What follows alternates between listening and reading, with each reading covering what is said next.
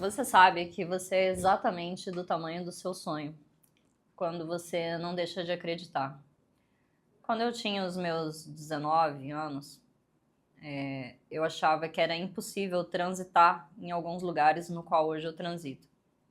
Uma vez eu parei na frente de um restaurante aqui na minha cidade, e eu tava com uma camiseta de banda, uma calça, parecia um bermudão, um tênis All-Star, que eu acho que é o que toda a galera da juventude usa.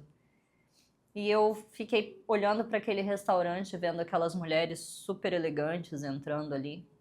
E eu fiquei pensando, isso não é para mim.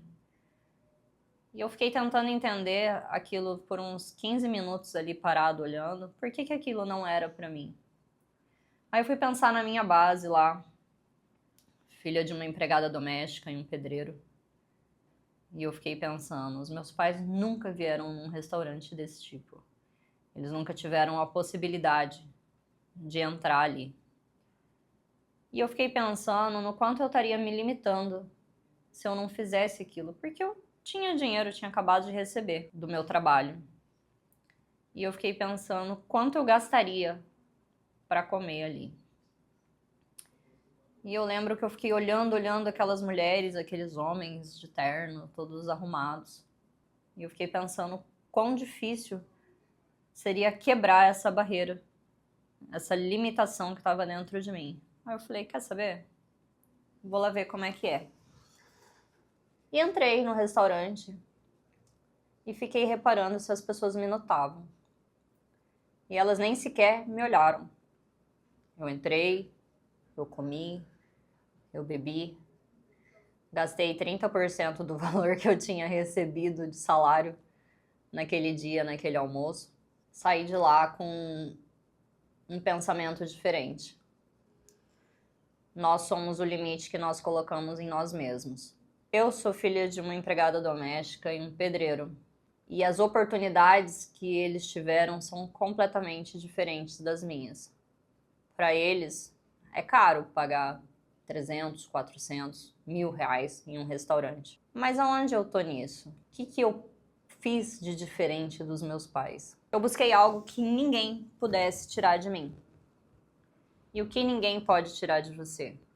O seu conhecimento, a sua capacitação.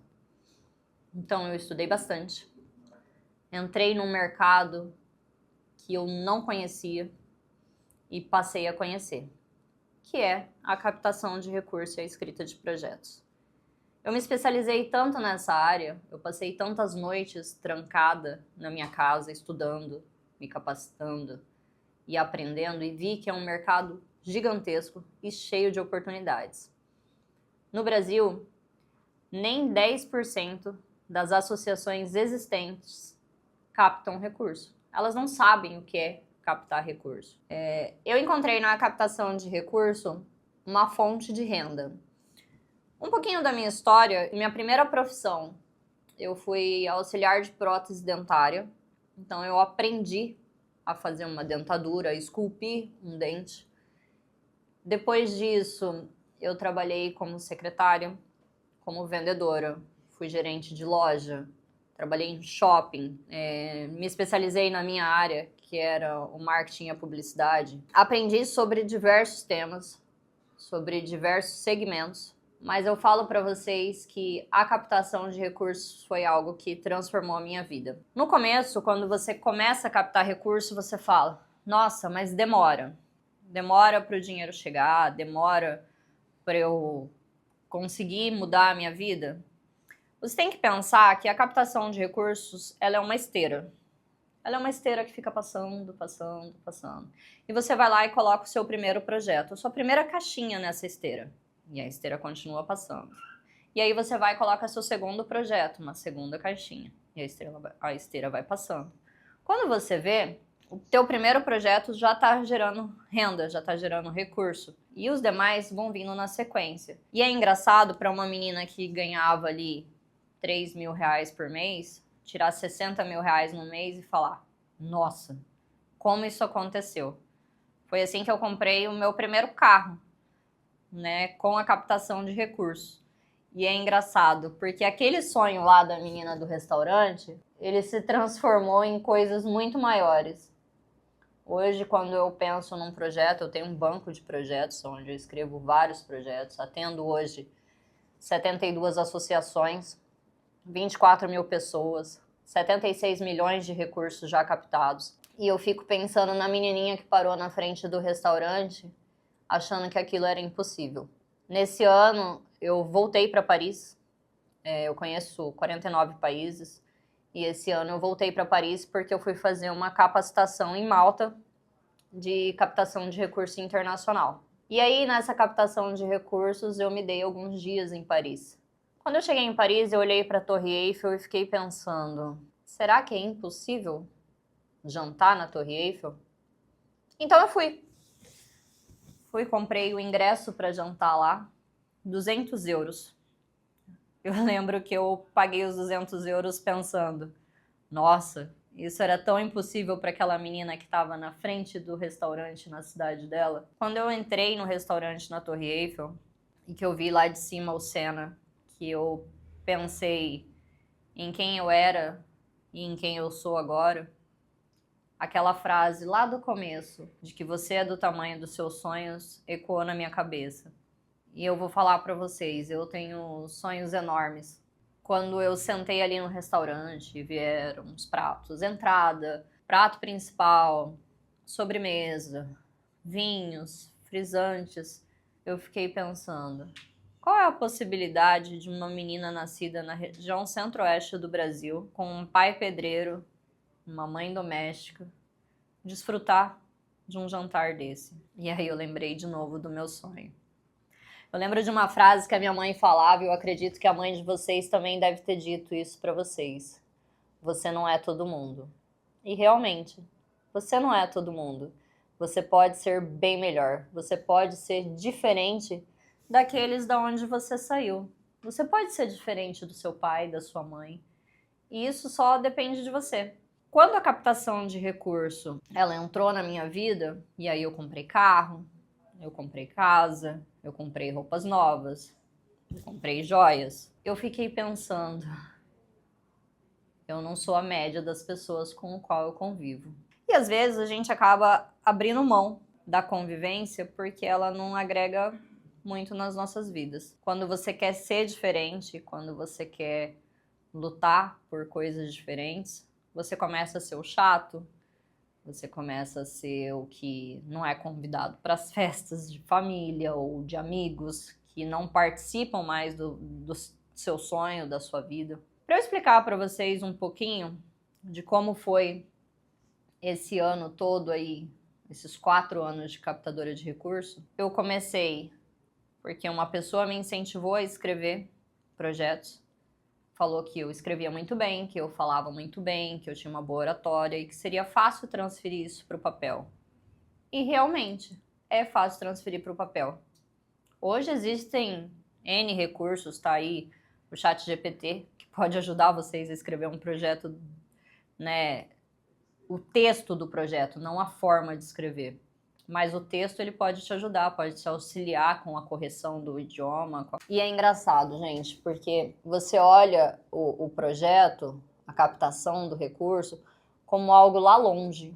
E ele está tão perto porque nesse ano, só aqui no meu estado, foram mais de 30 milhões de recursos liberados para as associações. E eu fico pensando na quantidade de associação que tem que não consegue colocar em prática um projeto, não consegue colocar em prática a sua finalidade, né? Eu vejo associações esportivas, culturais, turísticas, e o recurso, ele não é captado só para a associação. O recurso, ele pode ser captado para a pessoa física, para a pessoa jurídica com fins lucrativos e para as associações.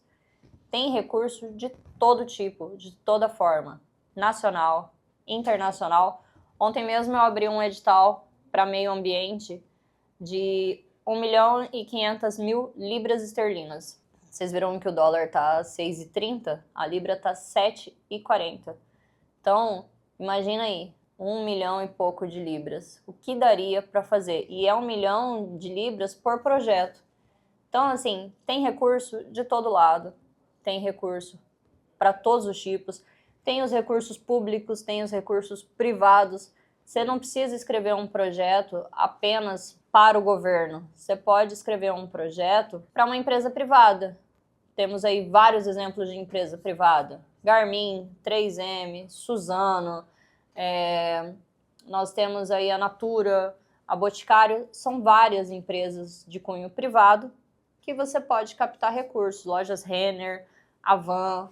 Então, pessoal, vocês que estão querendo conhecer um pouco mais sobre a captação de recurso, sobre como mudar a sua vida, sobre como sair da caixinha de eu não posso estar nesse lugar ou eu não mereço estar nesse lugar, pense que a captação de recurso é a saída para você. Quando eu sentei lá na Torre Eiffel e eu pude pagar 200 euros num jantar e pude passear por vários lugares na Europa. Hoje conheço 49 países. A minha mãe fala para mim, você não para mais em casa, eu não te vejo mais. Eu tô sempre viajando, eu tô sempre trabalhando, graças à captação de recurso. Eu lembro que nesse ano, quando eu estive lá em Paris, abriu-se aqui no meu estado um edital do esporte. E aí o secretário de esporte me ligou e falou, eu tô te indicando para algumas associações.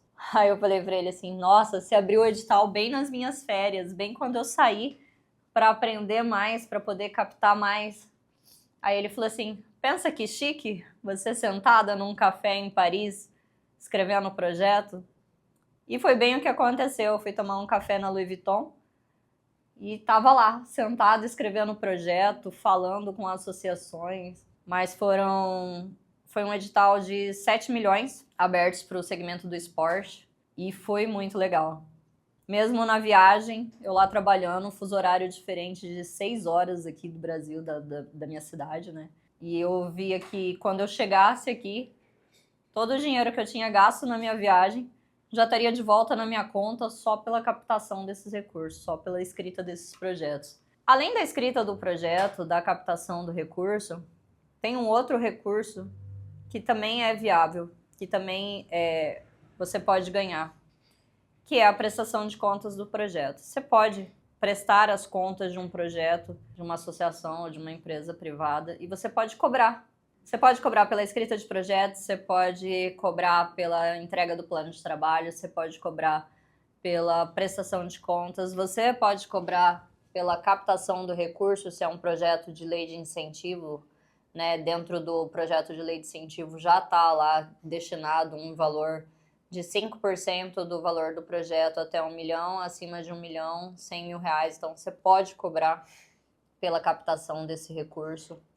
É interessante que a cobrança como que funciona essa cobrança da escrita de projeto? Você pode cobrar antes só pela escrita ou você pode cobrar pelo ônus. Hoje eu cheguei num patamar que eu já cobro pelo ônus.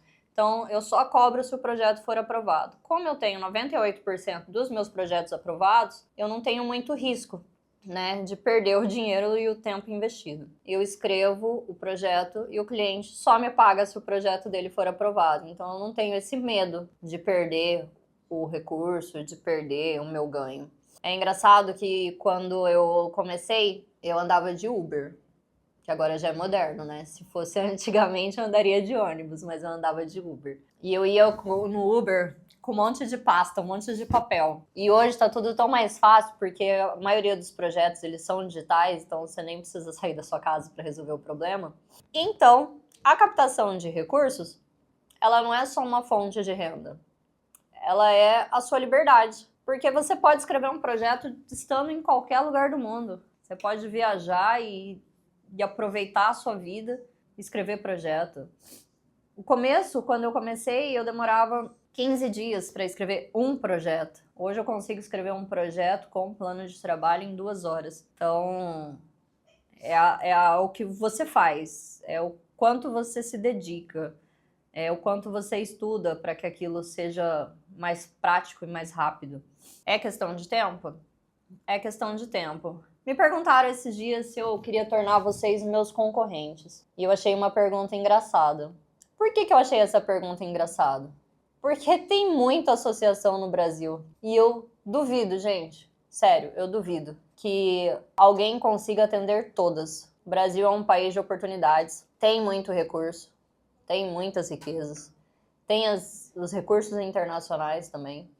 Então, por mais que todo mundo no Brasil resolvesse escrever projeto e se tornar concorrente do meu nicho, do meu trabalho, não conseguiria dar conta, porque é muito detalhe, é muita coisa. E eu fico pensando que não é uma concorrência. Eu não vejo vocês aí, que eu tô aqui para capacitar, como um concorrente. Eu vejo vocês como um meio de oportunidade para fazer com que mais pessoas consigam viver os sonhos. Os sonhos são bonitos, né? Quando a gente para pensar em tudo aquilo que a gente realiza, em tudo aquilo que a gente faz, em tudo aquilo que... as oportunidades. Quando a gente olha para o olho das pessoas ali que a gente está atendendo e vê que elas ficaram emocionadas, elas se sentem tratadas como pessoas. Esses dias eu estava atendendo 5 associações aqui no interior do estado e um senhor olhou para mim e falou assim: eu tenho muito a agradecer a você, porque eu nem sabia o que era um projeto, eu nem sabia que a minha associação podia captar recurso, e ele ele é presidente de um asilo, de uma associação de um asilo. E aí ele falou assim: e aí você saiu lá da tua cidade, veio aqui me atender e olhou nos meus olhos me tratando como humano.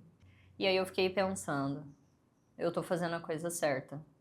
A coisa certa é tratar vocês como humanos. É dar para vocês a mesma oportunidade que eu tive quando eu aprendi a escrever projetos, quando eu aprendi a prestar contas de um projeto, quando eu entendi que eu posso transitar em todos os lados, desde o mais alto escalão da política até a base, que é onde estão as pessoas, as comunidades, as associações. E isso realmente transformou minha vida e transforma a vida de muitas pessoas. É bonito você chegar numa cidade, numa associação, numa comunidade e ser bem visto. E aí você lembrar que você saiu dali, você saiu ali da base, você cresceu ali, você também não teve as oportunidades, você também não tinha a expectativa de estar num bom restaurante. E aí você olha para aquelas pessoas e você se vê refletido naquele olhar. Eu me vejo refletida no olhar de cada associação que passa pela minha vida, em vários sonhos que eu ajudo a escrever.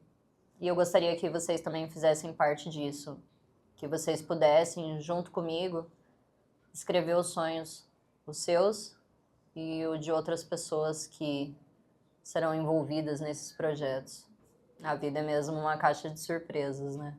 Quando você pensa que quem é você para mudar o mundo, você vê um olho de uma criança brilhando e dizendo: tia, você vai voltar aqui mais vezes?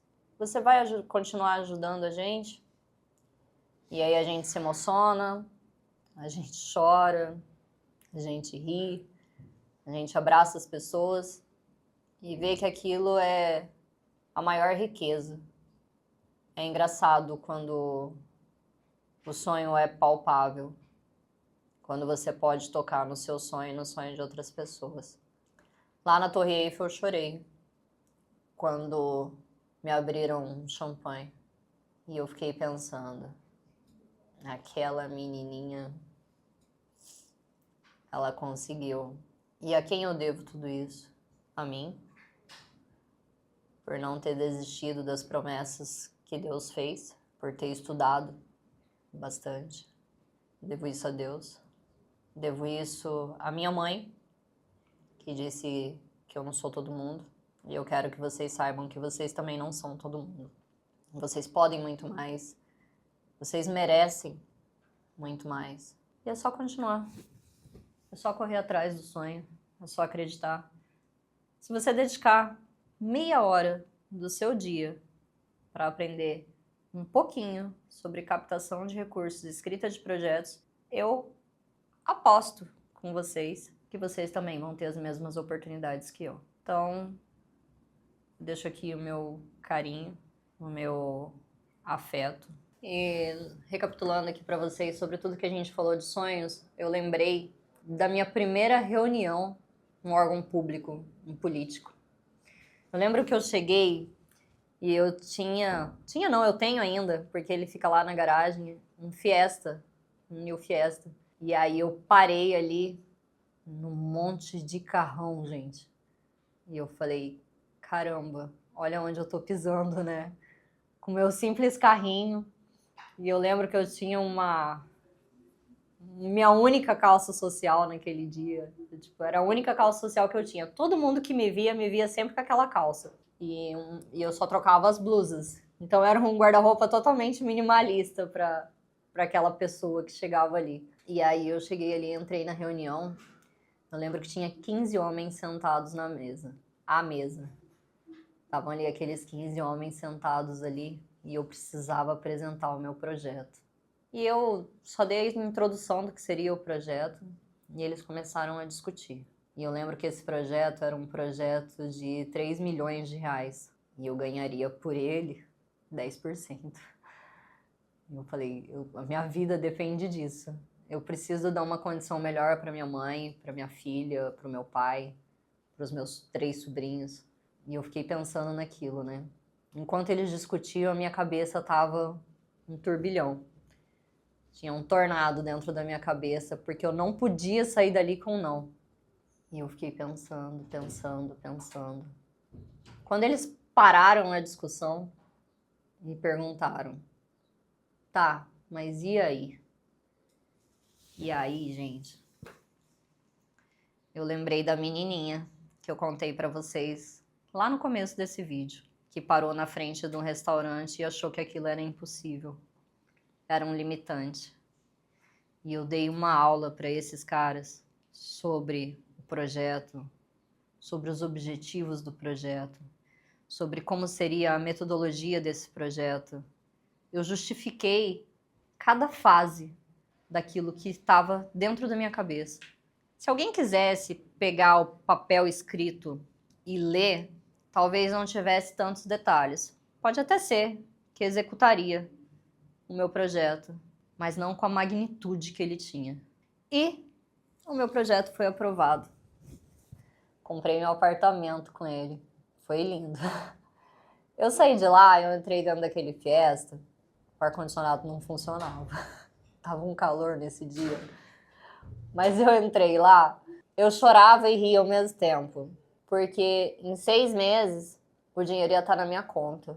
Em 6 meses, eu não ia ser mais a pessoa que morava de aluguel. E eu já sabia até o apartamento que eu ia comprar. Eu já tinha pesquisado. E é engraçado quando a gente fala que é de sonho, né? Que é impossível.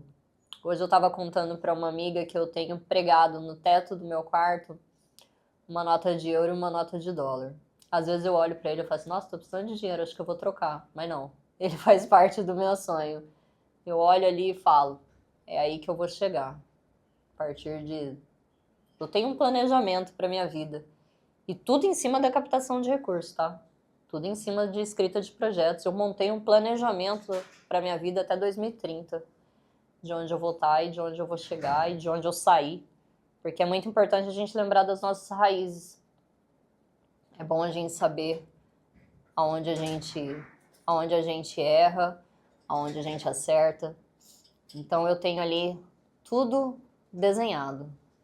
De onde eu sou, de onde eu vim, para onde eu vou, aonde eu tô nesse momento e aonde eu quero chegar. Então, lembre-se vocês, nós somos exatamente do tamanho dos nossos sonhos. Então, não deixe o seu sonho passar não. Vai atrás dele, acredita nele, acredita principalmente em você. E vamos captar recurso para poder, assim, mudar a sua vida e a vida de muita gente.